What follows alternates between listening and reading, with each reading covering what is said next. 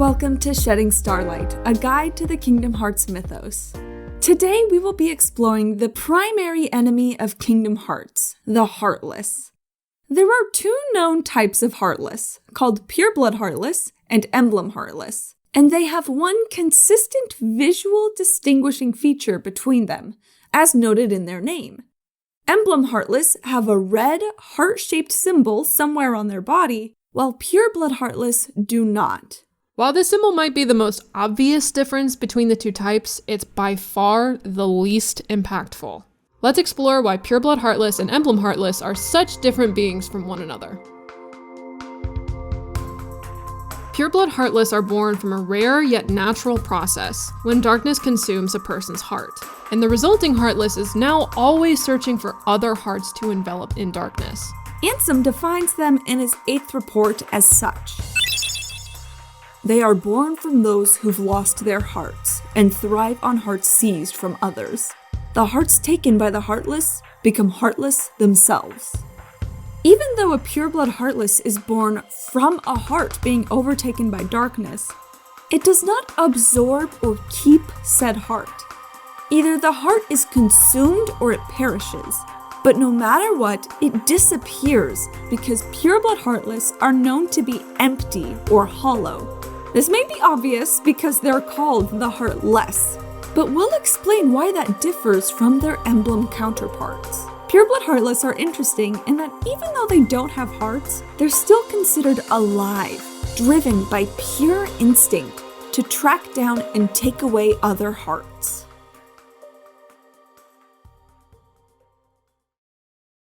When we play Kingdom Hearts, Heartless seem to plague every world we visit. However, before Ansem coined their name, he had never even met or heard of these creatures before.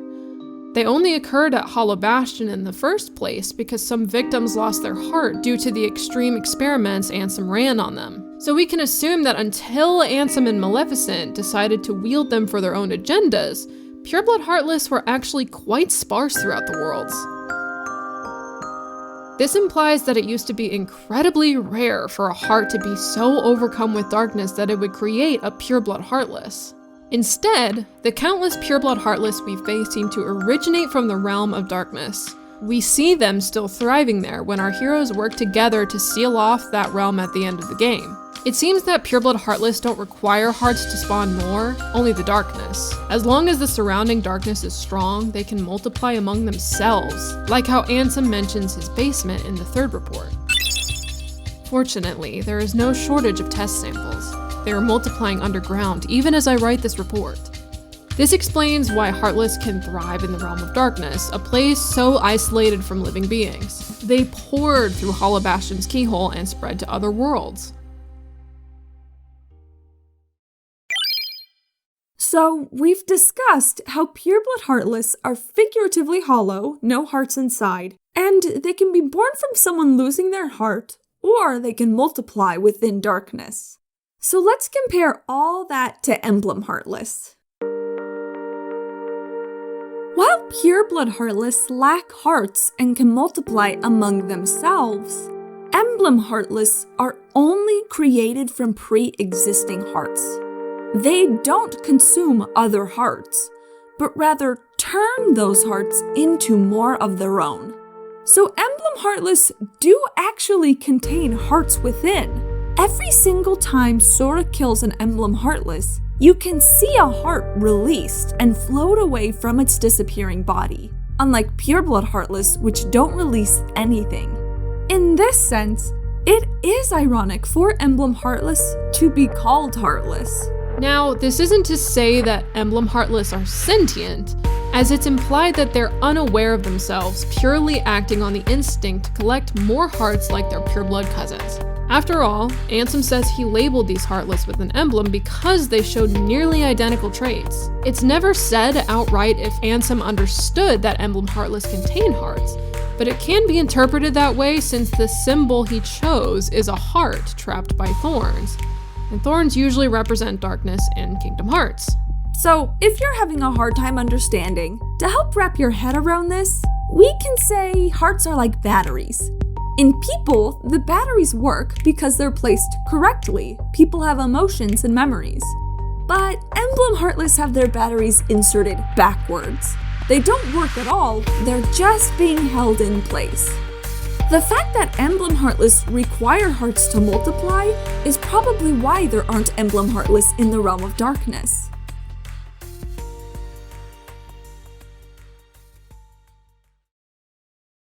While Pureblood Heartless are implied to always have existed naturally, Emblem Heartless were invented by Ansem with a machine.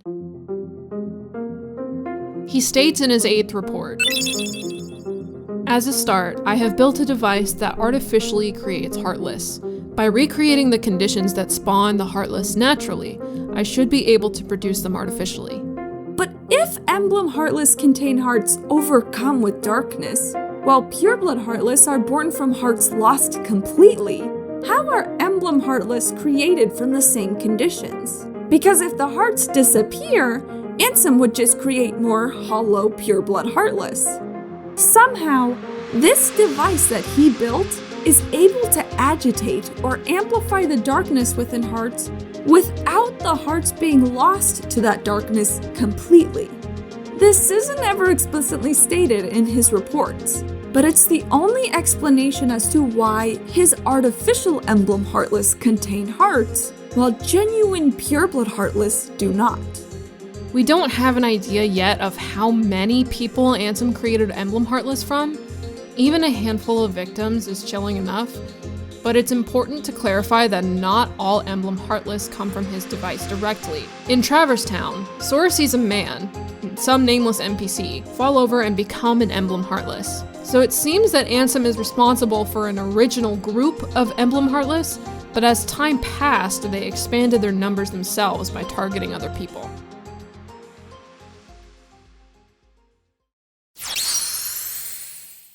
So, once again, let's summarize the differences between Emblem and Pureblood Heartless. Pureblood Heartless spawn from people who have lost their hearts to darkness completely, while Emblem Heartless spawn from hearts overcome with darkness. Because of that, Pureblood Heartless don't have hearts inside, but Emblem Heartless do. Pureblood Heartless thrive in the realm of darkness, but Emblem Heartless can only thrive where there's life. So hopefully now, if you didn't before, you can understand that between Emblem and Pureblood Heartless, that iconic red-shaped symbol is definitely the smallest difference between the two.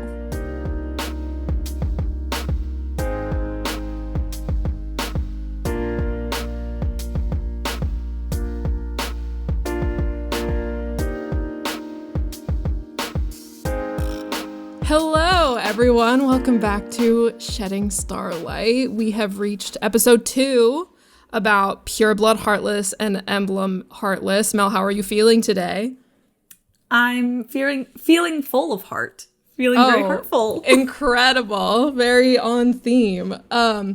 So we just did a 4-page presentation on the differences between Pureblood Heartless and Emblem Heartless.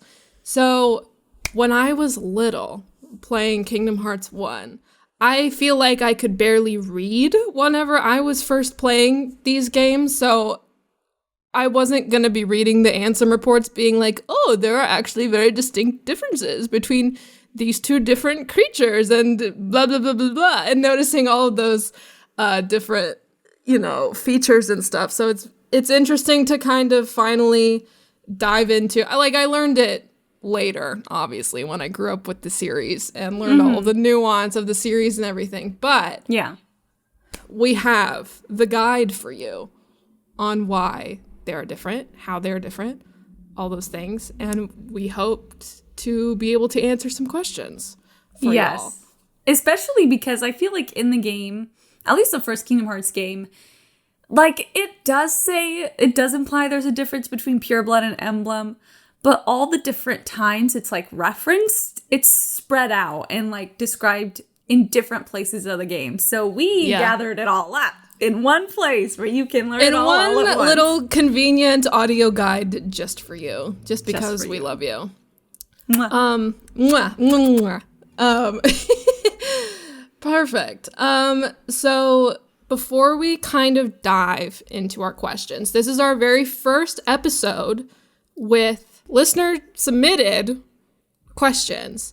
As we said in our intro episode and in our first episode, we are going to let you know the topic of the very next episode. So if you're caught up with us, you can ask us any questions you might have about that topic. And if they are not answered during our presentation, we'll bring them up here during our discussion and we will do our best to answer them. And we got a lot of questions from this first episode. We got a lot of emails. We got a lot of comments. Thank you. Yes, thank you. Thank you. We love that. We love to see your engagement. We absolutely fucking love that. But big asterisk next to all of this. If you don't hear us talk about your question, the reason for that is kind of because we have to cherry pick the ones that we think are the best for this discussion because we got a lot. So we kind of have to pick and choose and sort through. But if you don't hear your question picked, the biggest reason for that, two biggest reasons for that is either because other people asked your question or because we felt that the question did not stick within the bounds of the game that we're talking about. So to remind you, we are just talking about Kingdom Hearts 1 for right now, and we're going to go game by game. So if your question talked about stuff, that's happening right now in the series or stuff that's a few games down the road, we're not going to be talking about that stuff because that kind of defeats the purpose of what we're doing here. Yes, this is newbie friendly. Yeah, we're building the building blocks of the lore. We're going one piece by one piece so we don't throw extra information in and confuse newbies. So that being said, we do have a few really good questions on our doc and we will get to them when we get to them. And I think we're probably going to shout out the people by name. Yes, Mel? You think that's a good idea? Okay, cool. Yeah, we'll shout you out by name if we read your comment so you can know it was exactly you who sent in the question and so we can say thanks. But yeah, to get into the discussion, since learning about the differences between Pureblood and Emblem Heartless, since growing up with the series and learning about all the nuance and stuff, learning that Ansem has a machine to make Heartless has always gagged me. Like, that is, like, it's so... One of the words we used in the script was chilling, which I think is an apt way to describe the feeling that you get. For non-gay people, gagged me just means I'm shocked. Sorry. Yeah, it's shocking. It's crazy. It's crazy to think about. It's just like, it has always appealed to like the true crime side of like humanity's weird curiosities about that sort of thing of like, what is he doing? What is he doing to these people? It'd be like learning if zombies were all created by like one guy. Yeah. And like he had to do fucked up shit to them to make them. Yeah. Like, that's crazy. And one line in the script, which, funny story while recording the script, I do read the scripts beforehand. I do. I think this was just a revised line from Mel, so I hadn't read it before. Hold on, let me pull it up.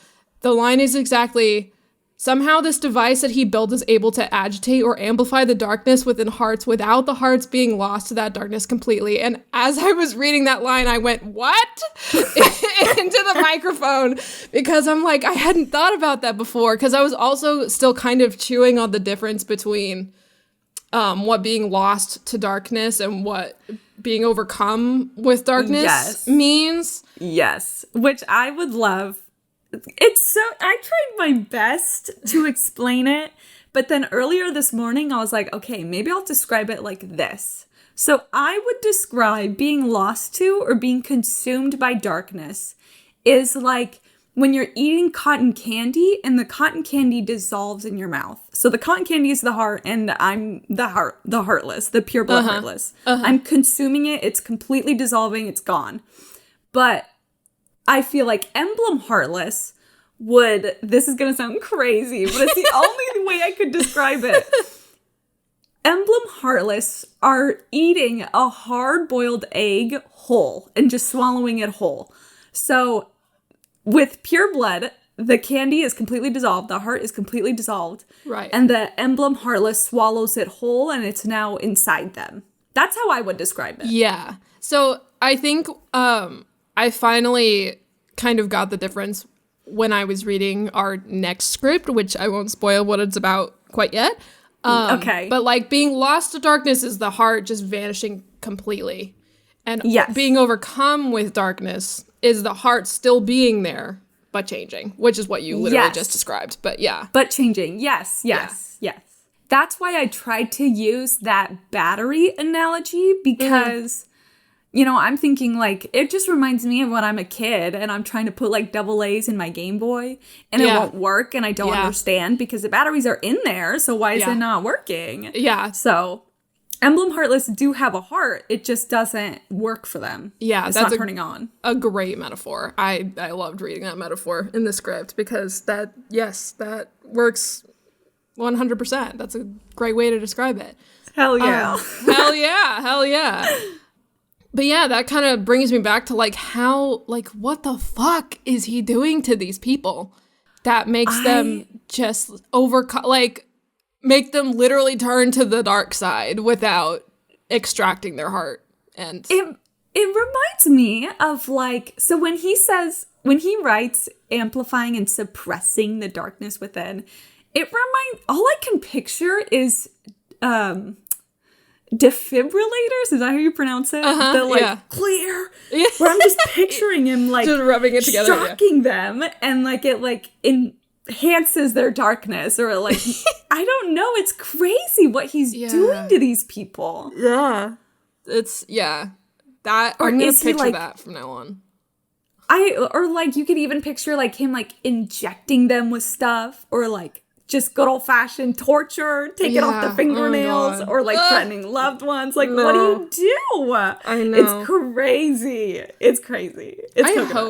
I hope that we find out the answer to this eventually. I would love to, like, again, appealing to that weird fucking true crime, like, human morbid curiosity, because I just want to know. I just want to know what the fuck's going on back there. I will say, fortunately, that this kind of event is still referenced in a game as recent as Kingdom Hearts 3. So, like, it's not going to be long. If you're a new listener, if you're a new Kingdom Hearts fan, don't worry. This isn't, like, forgotten forever. Like, I would not play a game like that. I hate playing games where mysteries are never answered. I want answers, you know? Something you'll learn, if you're a newcomer to Kingdom Hearts, something you'll learn is that, like, there are no loose threads. And if there is a loose thread at the current moment, it's not going to be a loose thread, like, forever.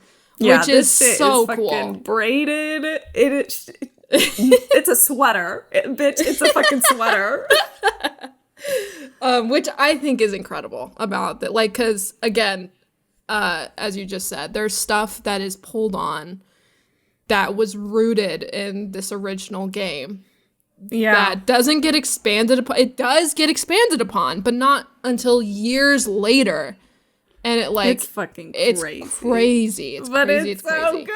It's so good. That's why we made this damn podcast. So we can just tell you how cool it is. And so you can, like, point those things out whenever you find them. Yes. So I think we covered all of my discussion points. So I'm going to move on to our viewer questions. Unless you have anything else you want to say, No. Mel? I don't think so. Cool.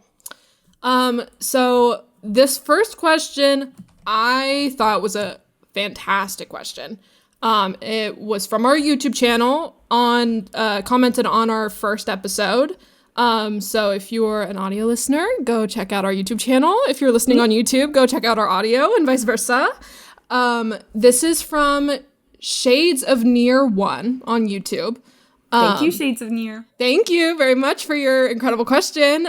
They said, what's the deal with purebloods being able to reach the stations and dive to the heart? Are those real or just manifestations of one's own darkness? That is a really good question. So, one thing that I didn't catch on for a long time, even though it's like so obvious, is that this might mean more to more advanced Kingdom Hearts fans, but once again, if you're new, the thing to consider about the introduction or the tutorial of Kingdom Hearts, including the cinematic opening, is that it's a dream. It's all a dream, which that makes you wonder, like, why is Sora having dreams about creatures he's never even met yet? Yeah. And why is he having dreams about the Princess of Heart that he hasn't met yet? And so it's very weird. It's very weird, especially when you only have Kingdom Hearts 1's context. But so I honestly, in terms of just Kingdom Hearts 1, I can't explain why the Heartless why Sora had dreams of the Heartless before meeting them, especially because, like, you know, there's that one part where the dark side grows from Sora's own shadow, and it's like, the closer you are to the light, the stronger your shadow is, or whatever. Yeah. But then later, when Sora becomes a Heartless, he's just this little itty-bitty guy, you know? Yeah. And so I don't know why his dreams kind of made it seem like the darkness within him was so much more grand than what it actually was. Mm-hmm. So I think, you know, Shades of Near asked, are those real or just manifestations of one's own darkness? So I think for now, just manifestations of one's own darkness is going to have to be where we kind of settle for that answer.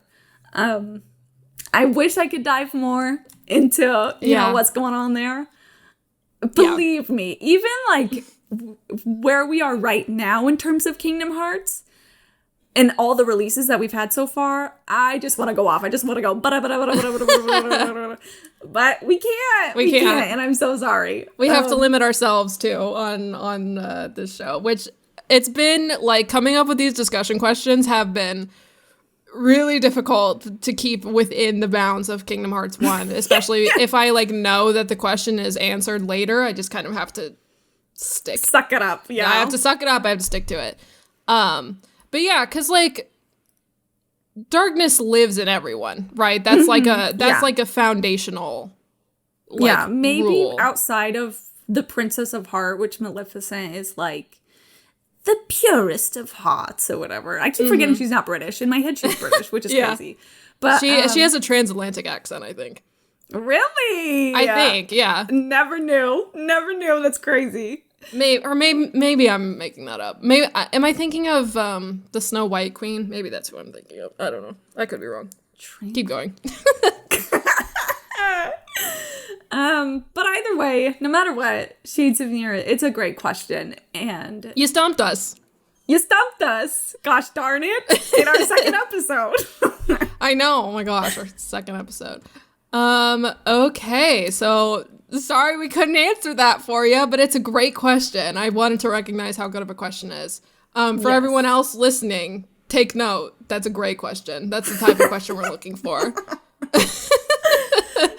So the second email, which overall was written by Alex, aka Kronsi.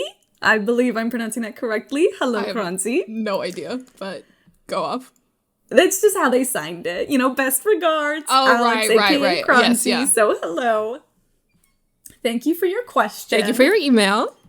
So they wrote, their first question concerning the Heartless is, the Emblem Heartless have been created manually. Were each of these Heartless specifically designed, or did they assume their forms on their own upon creation?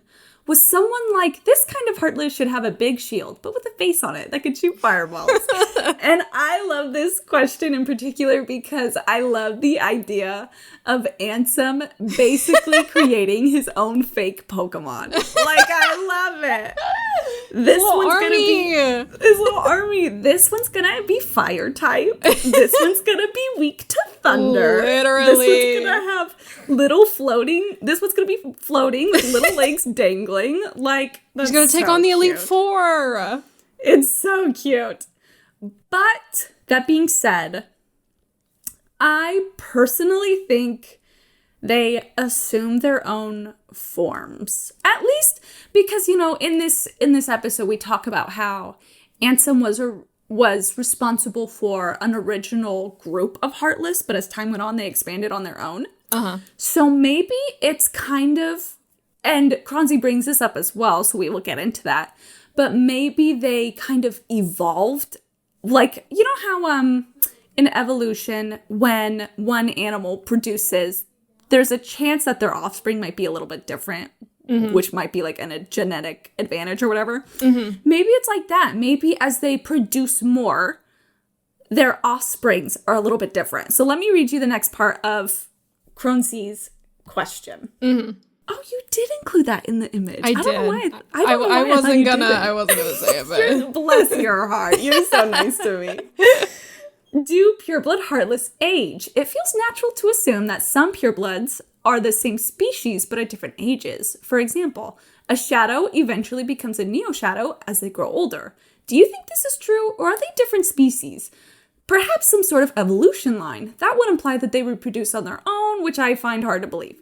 So, we already talked about how pureblood heartless might produce on their own or multiply on their own because they seem to thrive even in areas that are completely devoid of life, like the realm of darkness, which, like, you know, who knows? Maybe in the future, our understanding of that is incorrect and something will be revealed and we'll learn more about how they work. You know, who knows? But I feel like, at least as of Kingdom Hearts 1, and as of what even you and I know at this moment in time, it might be that pureblood heartless can still kind of multiply and manifest on their own. But in terms of emblem heartless, I guess I would imagine that, well, okay. I guess with both emblem heartless and pureblood heartless, I don't necessarily imagine that they would evolve in the Pokemon sense, where a shadow, like, leveled up and he's like, oh, I've got antenna now. Yeah. Well, I guess shadow always have antenna, but whatever, you know what I mean. Yeah. I got long legs now. I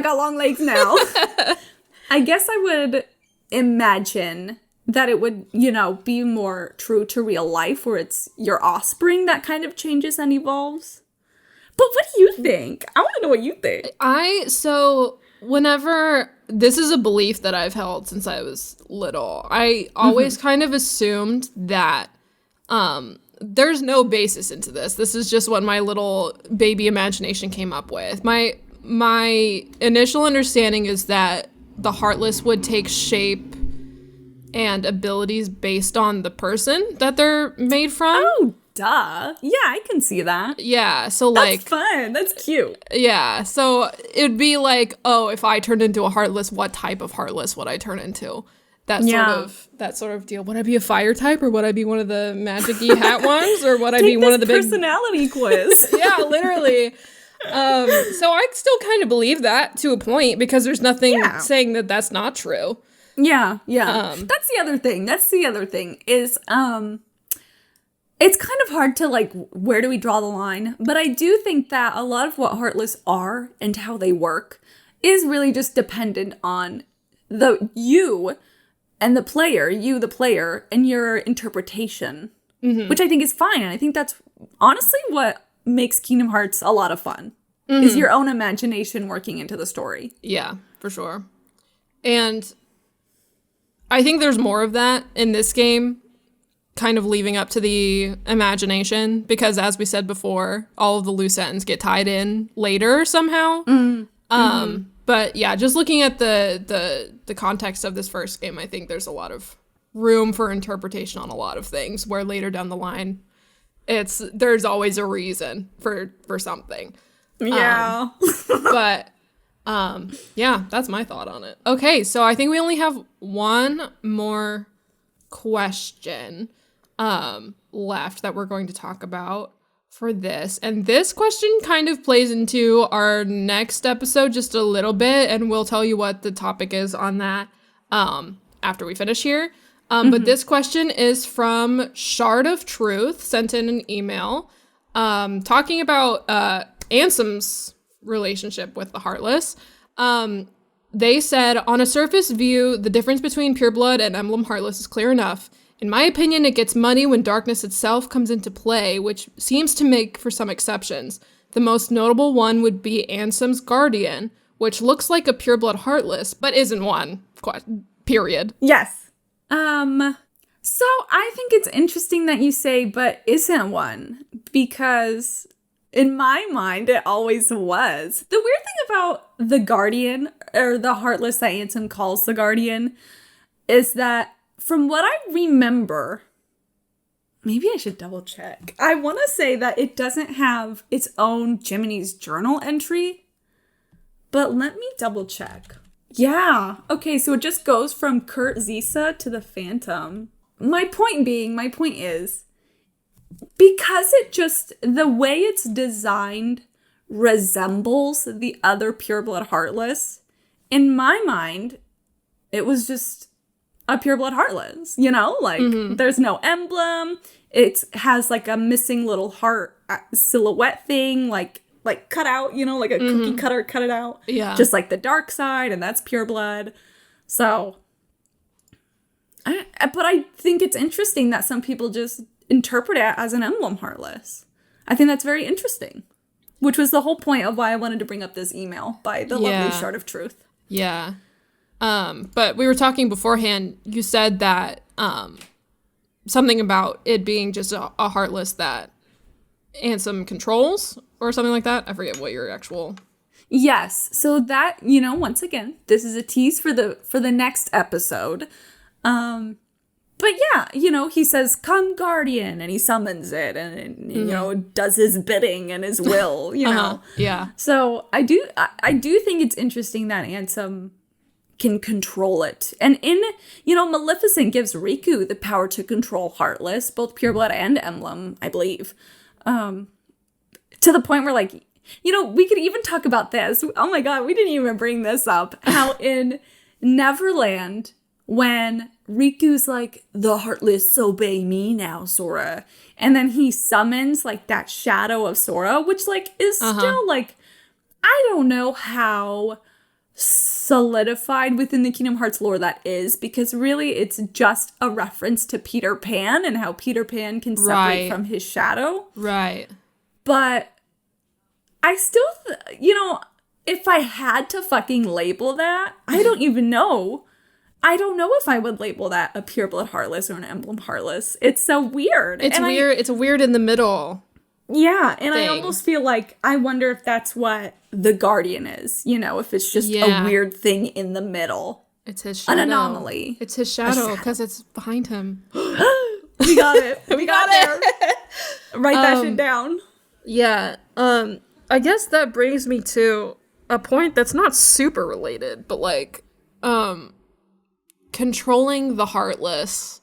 Is that specifically an ability that's spelled out?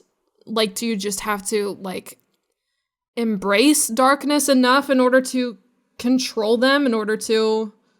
Because the three people in Kingdom Hearts 1 are Ansem, Maleficent, and Riku, right? Yes. Do you have any insight on that? That is something that's something we'll get into in the next episode, to be honest. Okay. Yeah, I think so. Yeah, so Mel, what's next week's episode about? Next week's episode is about losing your heart and what happens. Why, most of all, why does it happen? What happens afterwards? But really, in a funny way, it's not about the general idea of it. It's about specific situations that it happens throughout the first Kingdom Hearts game, I would say. All right.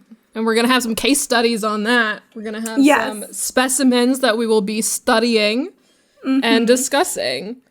Should we, I feel like, to help give an idea of what people should ask if they have questions, should we say the specific people it's about? Should we just list them off? Sure. Great idea. So if you have any questions about Sora losing his heart, Kairi losing hers, or Ansem being the weird floaty fucking robe that he is, which is weird. I imagine people might have a question about that. What's going on there? Let us know. Let us know. And we'll hopefully be able to answer them for you next week on Shedding Starlight. If you liked the episode today, please be sure to subscribe to our YouTube. Hit the like, hit the subscribe. I'm going to be an influencer for a second, y'all. I'm going to tell you to hit that fucking bell, hit the like, smash that subscribe button. Smash it. If you're listening on audio, especially on Apple Podcasts or Spotify, please be sure to give us a little 5-star rating if you enjoy the show. That really, really helps us grow and get seen by other Kingdom Hearts fans. We've already gotten a lot, so thank you for those of you who have already done it. Really appreciate that, both on Apple and Spotify. Thank you. So big shout out to all of you who have done that. Also, I remember there is a thing on Spotify. Spotify does like an automatic, like, what did you think about this episode thing once. I think it's just on mobile. And if you answer it, we can see it and we can show your answer off to people if we like your answer. And I did that for the first episode, so you can see what other people think of the episode. And if you are so inclined, you can answer it and we'll read it. And we just love seeing everyone interact and saying that they love our show, because we love our show and we love that you love it and all that good stuff. So yeah, thank you all for listening, and we'll see you in the Starlight.